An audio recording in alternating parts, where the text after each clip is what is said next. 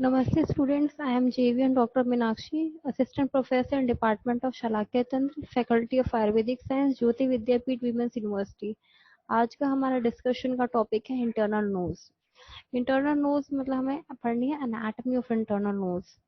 ठीक है, तो एनाटॉमी ऑफ इंटरनल नोज में हम इंटरनल नोज को डिवाइड करते हैं राइट और लेफ्ट नेजल कैविटीज में by the nasal septum. Nasal septum हमारे नोज के बिल्कुल बीच में है, वो राइट और लेफ्ट नेजल कैविटीज में इसको डिवाइड करता है। हर नेजल कैविटी में जो लेफ्ट और राइट है उसमें आपको मिलेगा स्किन लाइन पोर्शन और दूसरा म्यूकोजा लाइन पोर्शन। जो स्किन लाइन पोर्शन होता है फर्स्ट वन, उसको बोलते हैं वेस्टिब्यूल, और जो सेकंड है आपका म्यूकोजा लाइन पोर्शन, उसको बोलते हैं नेजल कैविटी प्रॉपर। वेस्टिब्यूल में आपके क्या आते हैं, सिबेशियस ग्लैंड्स, हेयर फॉलिकल्स, विब्रिसे। ठीक है, तो इस तरह से नेजल कैविटी को दो पोर्शन में डिवाइड किया जा सकता है। तो नेजल कैविटी है उसको आपने दो पोर्शन डिवाइड कर दिया। तो नेजल कैविटी जो एंटीरियरली होता है वो आपको मिलते हैं नेयर्स, और पोस्टीरियरली ओपन करते हैं नेजोफैरिंक्स में थ्रू द क्वेना। ठीक है, जो म्यूकोजा लाइन करती है नेजल कैविटी को वो स्किन से कवर्ड होती है except for the nasal vestibule. ठीक है, जो वहाँ पे नेजल वेस्टिब्यूल में आपको क्या मिलेगा, म्यूकोजा नहीं मिलती है। जो सुपीरियर वन थर्ड होता है नेजल म्यूकोजा का वो ओल्फैक्टरी एरिया बनाता है, और जो इंफीरियर टू थर्ड पोर्शन होता है नेजल म्यूकोजा का वो रेस्पिरेटरी एरिया बनाता है। जो ओल्फैक्टरी एरिया है उसके अंदर आते हैं आपके पेरिफेरल ऑर्गन और स्मेल। स्निफिंग से क्या होता है, वो एयर को ड्रॉ करता है इस एरिया में। जो एयर पास करती है रेस्पिरेटरी एरिया में वो वार्म होती है, मॉइस्चर हो जाती है इस एरिया में आने से पहले, और फिर उसके बाद में वो rest of the upper respiratory tract में जाती है, फिर लंग्स में जाती है। ये है आपके नेजल कैविटी। ठीक है, आपको इसमें दिखाई दे रहा है नेजल कैविटी में आगे नेयर्स हैं जहाँ पे एंटीरियरली जो हमारे नेजल कैविटी ओपन होती है, पोस्टीरियरली क्वेनो होते हैं। ठीक है, बीच में आपको नेजल सेप्टम दिखाई दे रहा है पर्पल कलर का। ठीक, तो ये इस तरह की पिक्चर है, इसमें आपको क्लियरली दिखाई दे रही है। इसमें आपको पोर्शंस में डिवाइड कर सकते हैं। आगे फ्रंट की तरफ आपको देखो नेजल वेस्टिब्यूल दिखाई दे रहा है, और पीछे की तरफ नेजल कैविटी प्रॉपर है जिसमें आपके आगे ओल्फैक्टरी रीजन, सुपीरियरली और इंफीरियरली रेस्पिरेटरी रीजन्स हैं। तो नेजल कैविटी प्रॉपर की बाउंड्रीज क्या होती हैं, तो उसमें एक तो लेटरल वॉल होती है, मीडियल वॉल होती है, रूफ होता है और फ्लोर होता है। ठीक है, तो फ्लोर किससे बनता है, फ्लोर बनता है पैलेटाइन प्रोसेस ऑफ मैक्सिला से, जो एंटीरियर थ्री फोर्थ होता है। जो पोस्टीरियर वन फोर्थ पोर्शन होता है फ्लोर का वो बनता है horizontal process of palatine bone से। ठीक है, तो ये है front body floor of nasal cavity. ठीक है, इसमें आपको इमेज में क्लियरली दिखाई देगा। फिर बात करते हैं हम रूफ की। रूफ किससे बनता है, anterior sloping part by nasal bones, और posterior sloping part by body of sphenoid, और मिडिल जो हॉरिजॉन्टल पार्ट होता है वो बनता है क्रिब्रिफॉर्म प्लेट ऑफ इथमॉइड से, जिसमें से ओल्फैक्टरी नर्व्स पास होती हैं और नेजल कैविटी में आती हैं। ठीक है, फिर आते हैं हम लेटरल वॉल पे। लेटरल वॉल में तीन बोनी प्रोजेक्शंस होते हैं जिनको हम बोलते हैं टर्बिनेट्स, या कॉन के सुपीरियर, मिडिल या इंफीरियर। ठीक है, जो कॉन के सुपीरियर होता है वो इथमॉइड का पार्ट होता है, मिडिल वाला भी इथमॉइड का पार्ट होता है, और जो इंफीरियर है वो सेपरेट बोन होती है। समटाइम्स फोर्थ टर्बिनेट भी मिलता है जिसको बोलते हैं कॉन का सुप्रीमा, वो भी कभी कभी मिलता है, प्रेजेंट होता है। और ये लेटरल होता है तो इस टर्बिनेट वो टूवर्ड्स द कॉरस्पॉन्डिंग मीटर्स। ठीक है, तो हर टर्बिनेट में कॉरस्पॉन्डिंग मीटर्स में होता है।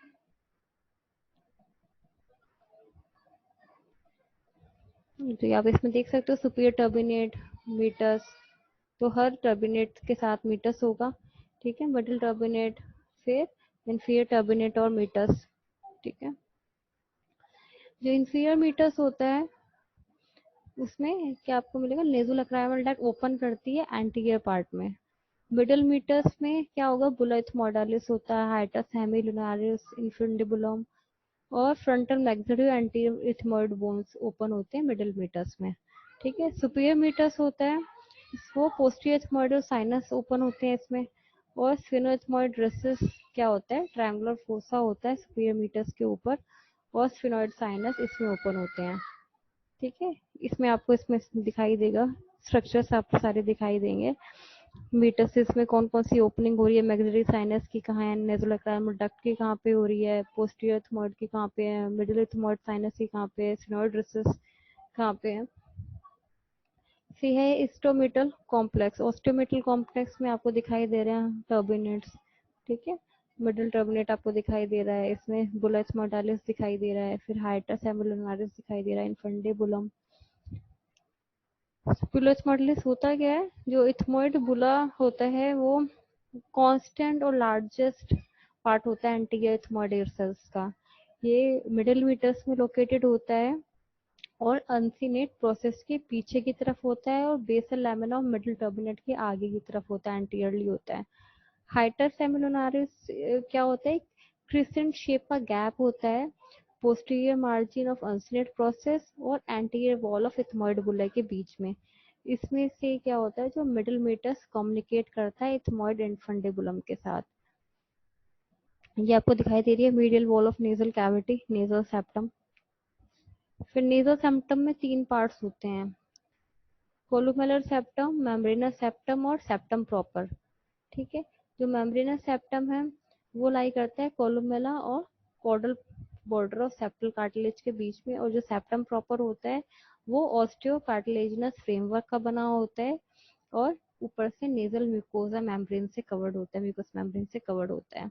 जो सेप्टम प्रॉपर है वो 3 चीजों से बना होता है, perpendicular plate of ethmoid posterior superiorly, और वार्मर इंफेरो पोस्टीरियरली, और सेप्टल कार्टिलेज क्वाड्रिलेटरल कार्टिलेज जो प्रेजेंट होता है। ये आर्कुलेट करते हैं फॉलोइंग बोन से जो आगे बताई जाएंगी बोन्स, ताकि वो कंप्लीट सेप्टम बना सके। सुपीरियरली क्या होता है, फ्रंटल बोन के साथ में आर्टिकुलेट करते हैं नेजल बोन के साथ और रोस्ट्रम और स्फेनोइड के साथ। Inferiorly anterior nasal spine of maxilla, nasal crest of maxilla और पैलेटाइन बोन्स के साथ में। ठीक है, ये है इसमें blood supply of nasal cavity. ठीक है, किस किस से, इंटरनल कैरोटिड आर्टरी की ब्रांच होती है ऑप्थेल्मिक आर्टरी, उसकी ब्रांचिंग होती है एंटीरियर इथमोइड आर्टरी और पोस्टीरियर इथमोइड आर्टरी। ठीक है, तो वो सप्लाई करती हैं। और नीचे है एक्सटर्नल कैरोटिड आर्टरी की ब्रांचेज है फेशियल आर्टरी, उसकी ब्रांच होती है सुपीरियर लेबियल आर्टरी, और उसकी है सेप्टल ब्रांच, ये सप्लाई करती है नेजल सेप्टम को। और एक्सटर्नल कैरोटिड आर्टरीज की जो मैक्सिलरी आर्टरी ब्रांच है उसकी 2 ब्रांच होती हैं, ग्रेटर पैलेटाइन और ब्रांचेस ऑफ स्फेनोपैलेटाइन आर्टरी, ये भी हमारे नेजल सेप्टम को सप्लाई करती हैं। ठीक है, ये ब्लड सप्लाई हमारी लेटरल वॉल ऑफ नोज की। ठीक है, जो इंटरनल कैरोटिड आर्टरी की ब्रांच होती है ऑप्थेल्मिक आर्टरी, उसकी 2 ब्रांचेस होती हैं, एंटीरियर इथमोइड आर्टरी और पोस्टीरियर इथमोइड आर्टरी। और एक्सटर्नल कैरोटिड आर्टरी की ब्रांचेस होती हैं फेशियल आर्टरी, जिसके जो फेशियल आर्टरी की ब्रांचेस होती हैं वो सप्लाई करती हैं।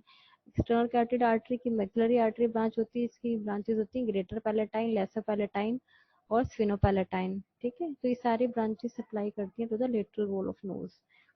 ठीक है, फिर हम बात करते हैं लिटिल्स एरिया की। लिटिल्स एरिया क्या होता है, ये लिटिल्स एरिया नेजल सेप्टम के एंटेरो इंफीरियर पार्ट में सिचुएटेड होता है और जस्ट वेस्टिब्यूल के ऊपर होता है। इसमें जो इस एरिया में 4 आर्टरीज एनास्टोमोज होती हैं, वो 4 आर्टरीज कौन सी हैं, anterior ethmoidal, septal branch of superior labial, septal branch of sphenopalatine and greater palatine, anastomose करती हैं और क्या बनाती हैं, किसलबैक्स फ्लेक्सस। ठीक है, ये हमारी nerve supply, anterior ethmoidal branch of nasociliary nerve, nasopalatine nerve और एंटीरियर सुपीरियर एल्वियोलर नर्व। ठीक है, थैंक यू सो मच। आज का सेशन यही कंप्लीट होता है। This session is powered by digital version 2.0 Jyoti Vidyapeeth Women's University. Hope you are satisfied with my digital session. If you have any query, please mention in comment box. I will resolve it. Okay, thank you so much students. नमस्ते, हमेशा खुश रहो बिटिया। I am जेवियन doctor Meenakshi, assistant professor in department of Shalakya Tantra, faculty of Ayurvedic science, Jyoti Vidyapeeth women's university. Today we will discuss the Shirorog Vigyani Adhyay. It was given in the, it is the 25th chapter of the Shushu Samhita Uttar Tantra. So we will discuss the symptoms of diseases peculiar to the region of head. First, we will study the classification of Shirorog diseases which are peculiar to the region of the head. Number 11 in all. The four kinds respectively due to the action of the deranged Vayu, Pitta, Kapha and their combination, as well as those which are respectively incidental to any bodily waste, Shayaj, or to the vitiated condition of the blood, Raktaj, or to the existence of parasites, Scrimmage. The remaining four being known as Suryavar, Anantvat, Ardhavvedak, and Shankak. The symptoms of these 11 kinds of head diseases are given below.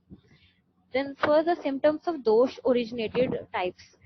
A fit of violent headache without any apparent cause and which becomes worse in the night and is relieved by pressure or being bandaged or by an application of fomentation round the head should be ascribed to the action of the deranged vayu and is known as the vata Roga. A violent burning and aching pain in the head, in which the scalp seems to have been striven over with bits of live charcoal, accompanied by a sense of scorching vapor being emitted from the nostrils and which am- ameliorates in the night or on the application of cold, should be ascribed to the action of the deranged pith and is known as the pitta shirorog. A fit of headache in which the head or palate and the throat seem to be covered with a coat of sticky mucus and feel cold and heavy and cannot be turned about, and the face and the eyes look swollen or flabby, should be attributed to the action of the deranged bodily cough and is called the kapha shirorog. A case marked by the concerted action of all the three preceding doshas exhibits all the symptoms peculiar to all of them and is known as the Tridosha Shiroroga. Then the symptoms of Raktaj, Shayaj and Krimish types of Shiroroga. A case of headache due to the vitiated condition of the local blood manifests all the symptoms of the Pittash type and the headache becomes incapable of bearing the least touch. This is known as the Rakta Shirorog. A case of headache incidental to the waste of the local vasa, fat or cough and is marked by an intolerable pain, abhitab in the head, which is aggravated by the application of fomentation, fumigation, urine, emetic and bloodletting. This is known as the Shaya Shirorog. The disease of the head in which a pricking and tingling pain is felt inside the head as if being stung by some poisonous insect and which is accompanied by a watery discharge mixed with blood from nose should be attributed to the existence of local parasites.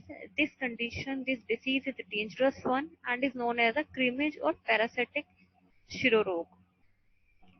Then the symptoms of Suryavar Shiroro, the disease of the head in which a severe pain is felt in the eye and the eyebrow just as sunrise and which goes on growing worse with the progress of the day and begins to abate only when the great luminary begins to set in the western sky is called the Suryavar. It generally abates on the use of cold articles but sometimes on that of warm things as well. It is ascribed to the concerted action of the three doshas. Then the symptoms of Anantvat Shirorog, the disease of the head in which a violent pain is felt at the manya and the ghat, the two nerves on the backside of the neck, which ultimately affects the region of the eye, the eyebrow, and the temples, and especially producing a throbbing pain as well as paralysis of the jawbone, and this disease is known as the Anantvat and is due to the concerted action of the three dosh. Then the symptoms of Ardhavbhetak and Shankag, the disease of the head in which a violent and excruciating pain of a piercing or aching nature is felt in one half of the cranium, which makes the patient feels giddy and which either follows no distinct periodicity or recurs at a regular interval of 10 days or of a fortnight, is called the Ardhavbhedak and is due to the concerted action of the three doshas. A violent pain, then comes the Shankhakrok, a violent pain caused in the head and more especially in the temples by the local vayu in the combination with the deranged cough, pith and blood is designated by the holy sages of Ayurveda as the Shankak. It produces a very great pain and is very hard to cure even by the joint advice of thousands of physicians and is as fierce as death itself. Thus ends the 25th chapter in the Uttar Tantra of the Shushu Samhita, which deals with the symptoms of the diseases of the head. Thank you so much. This session is powered by Digital Version 2.0 Jyoti Vidyapeeth Women's University. I hope you are satisfied with my digital session. If you have any query, please mention in the comment box. I will resolve it soon. Thank you so much.